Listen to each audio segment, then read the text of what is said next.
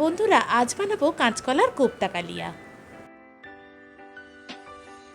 কাঁচকলাটাকে প্রথমে ধুয়ে এভাবে কেটে সেদ্ধ করে নিতে হবে। তারপর সেই সেদ্ধ কাঁচকলার ভেতরে এক এক করে চিনি, নুন, গরম মশলা এবং দিয়ে দিতে হবে সামান্য পরিমাণ খাবার সোডা। তারপরে এটাকে খুব সুন্দর করে মেখে নিতে হবে। বাইন্ডিংয়ের জন্য ব্যবহার করব কিছুটা পরিমাণ ময়দা।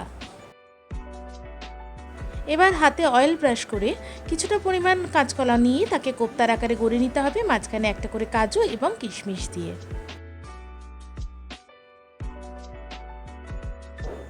এইভাবে সবকটা কোপ্তা গড়ে নিয়ে কড়াইতে তেল গরম করে ডুবো তেলে কাঁচকলার কোপ্তাগুলোকে লাল লাল করে ভেজে তুলে নিতে হবে।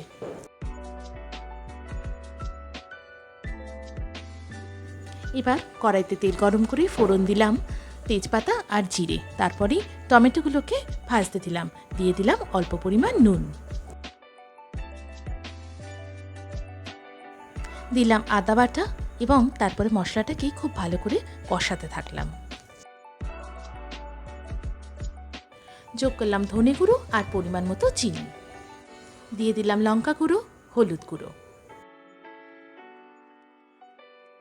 এবার সামান্য জল সহযোগে মশলাটাকে কষিয়ে নিয়ে দিলাম ধনে পাতা কুচি, পরিমাণ মতো জল দিয়ে দুটো কাঁচা লঙ্কা দিয়ে এটাকে চাপা দিয়ে রান্না হতে দিলাম।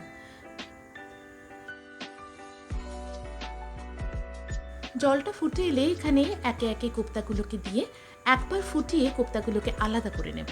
তারপরে ওপর থেকে ঝোলটা ঢেলে দেব পরিমাণ মতো। ব্যাস, রান্না শেষ। এবার ওপর থেকে ঘি, গরম মশলা আর ধনেপাতা কুচি দিয়ে পরিবেশন করার পালা।